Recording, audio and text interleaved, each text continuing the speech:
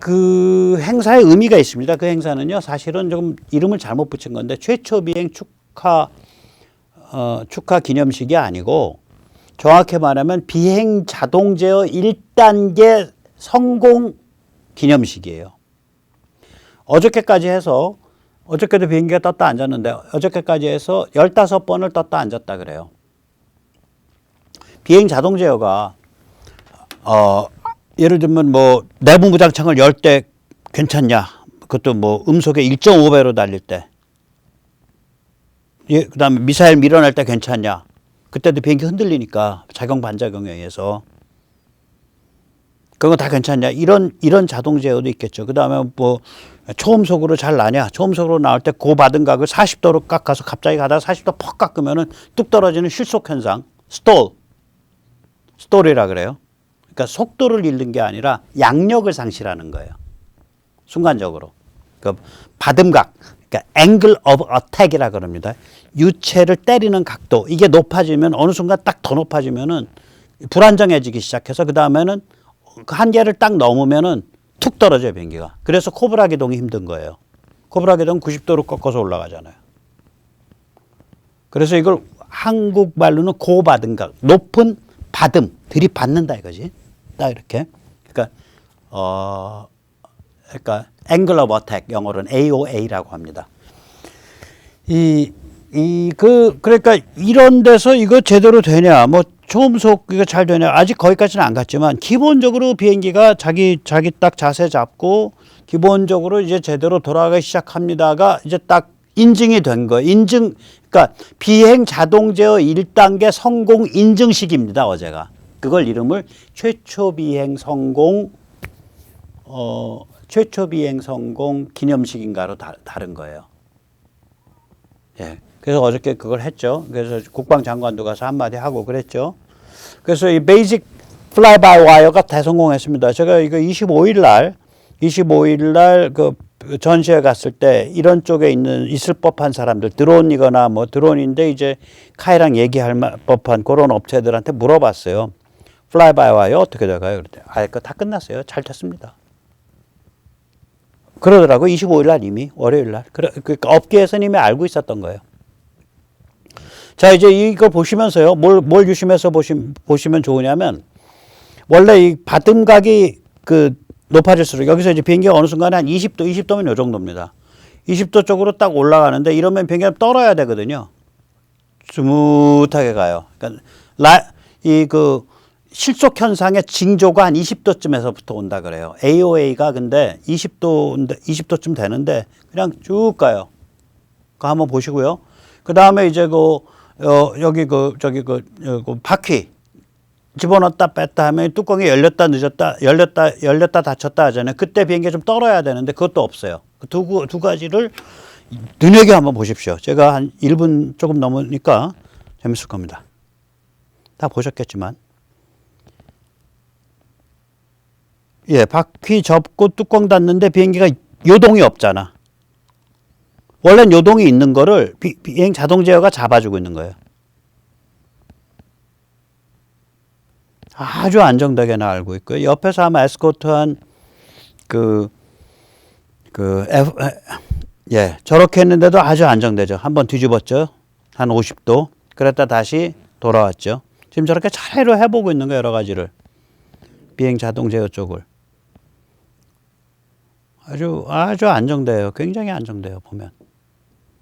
그 다음에 또, 열고 있는데 저러면 뭐가 바뀌었기 때문에 비행기 떨어야 되거든요. 자동차도 고속에서 달릴 때 창문 열면 떨잖아요. 안 떨잖아. 자, 여기서 받은 가격 올렸단 말이에요. 그럼 여기 떨어야 되거든. 아니, 쭉 타고 올라가 버리잖아, 그냥. 저거를, AOA가 저 정도 나왔는데 비행기가 안 떠네? 그것 괜찮은 비행기인데라고 누가 영어로 써놨더라고요, 미국인이. 그래서 저도 알게 됐어요. 저 정도면, 맞아. 옛날에 어떤 문서 보니까 20도 이상 나오면 저거 받은 각 작용 시작되는데, 떠는 작용 시작되는데, 그 생각이 나더라고요. 아주 좋습니다. 네, 아주.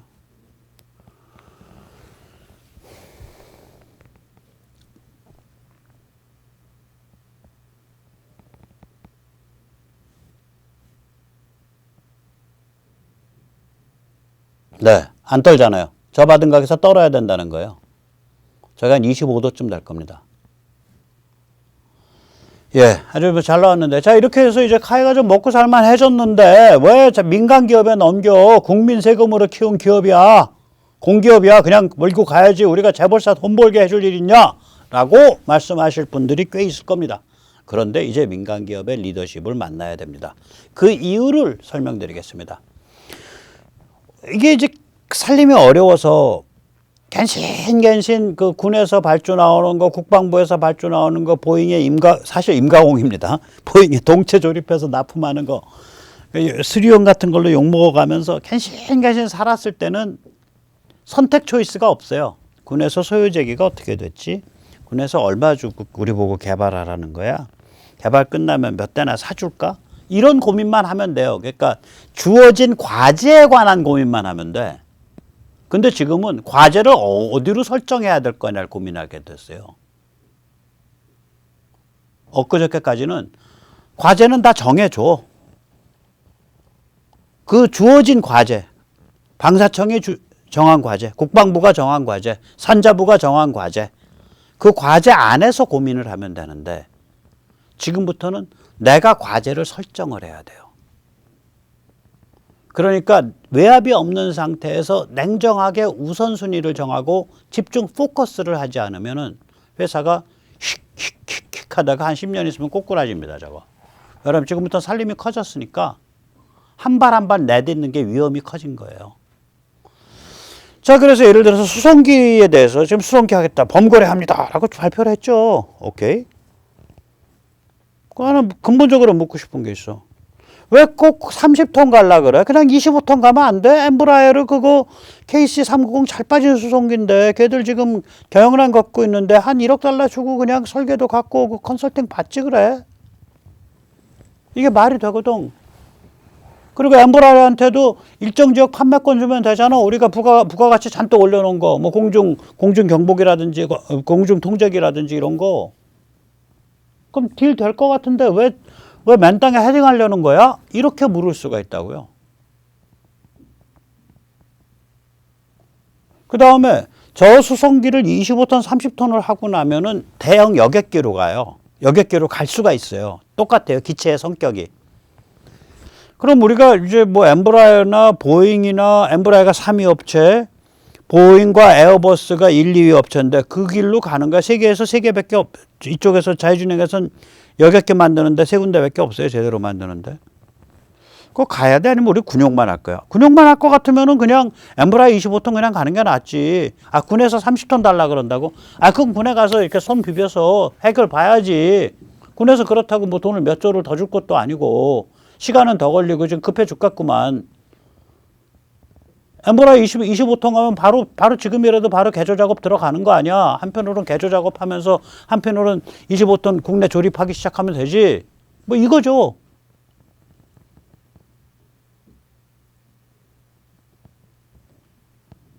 그러니까 엠브라에 25톤 라이센싱 생산. 그리고 풀 우리 소프트웨어나 에비오닉스는 나중에 우리가 개발해서 다 바꿀 수 있는 그거. 급할 때는 일단 지금 엠브라이어 에비오닉스 쓰고 우리가 다 개발해 갖고 에비오닉스 다 바꾸는 그거. 그 아까 말씀드린 뭐 여러 가지 그 비행 자동 제어라든지 이거 다 바꿀 수 있는 거. 그렇게 해서 하지 그냥 왜 그래? 이거죠. 우리가 해야 되는 거. 군용에 집중하는 전략 같으면 군의 소유재기를 30톤에서 25톤으로 낮추고 군이 저걸 정하지 않았을 거예요. 카이가 스스로 30톤으로 아마 올렸을 가능성이 있어요.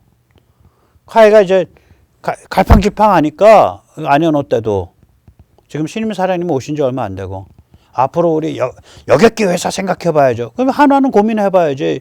여객기 갈 거냐? 록히드 마틴이 여객기 하냐? 여객기를 하면서 전투기를 같이 해가지고 죽순 데가 어디냐? 보잉이죠. 보잉이 그게 유명한 전투기 회사 있었죠.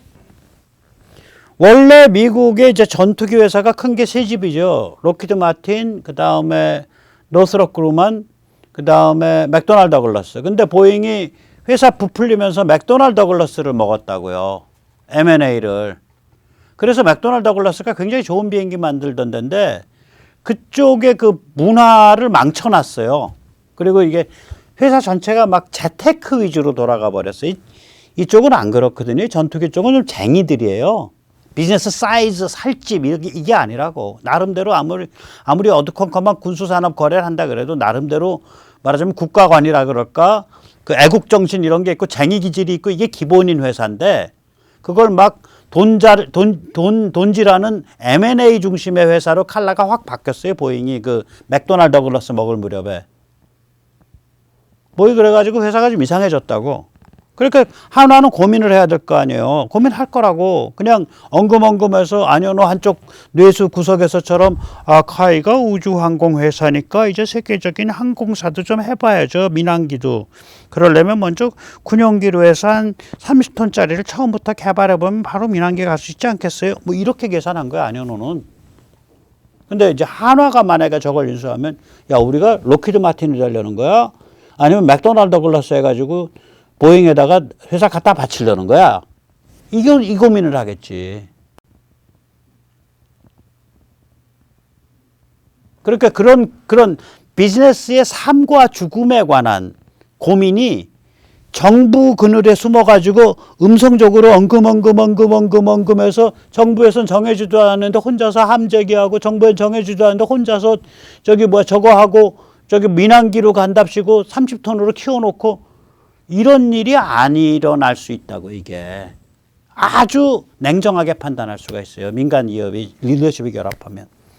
그 다음에 또 다른 거죠. F414 엔진. 저 전자전기로 만약에 KF21에 가면 저 전력이 딸립니다. 누가 댓글에 뭐 전자전기 가면 전력 안 쓴다는데 천만에요. 그 미국의 NGAD나 그 저기 어디야 영국의 템페스트 보세요.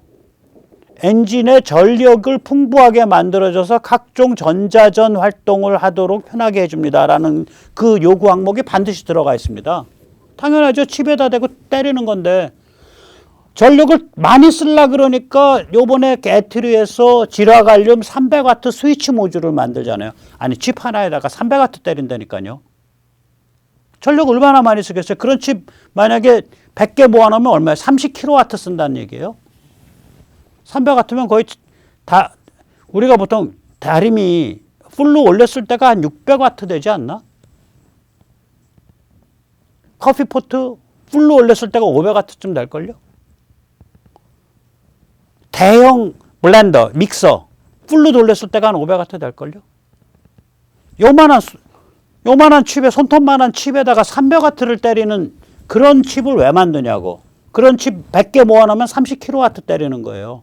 그러니까 그 댓글 사신 분은 조금 더 공부를 해보세요. 그렇지 않아요. 전자전기 가면 전력 굉장히 많이 써.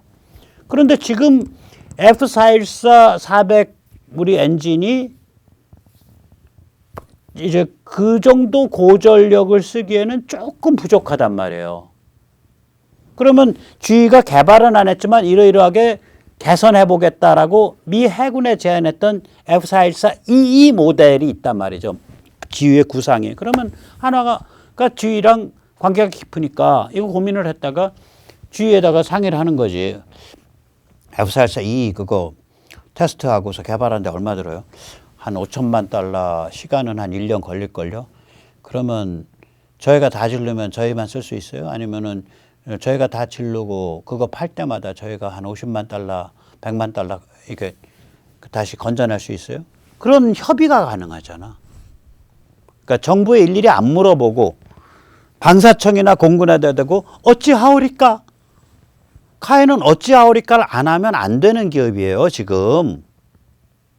방사청과 공군에 의해서 보호받고 거기에서 프로젝트를 받고 살아가는 기업이기 때문에 사장이 대표이사가 어떤 생각이 있다 그래도 일단 방사청과 공군에 가서 어찌하오리까 라고 말을 물어봐야 예의가 되는 기업이에요, 지금은.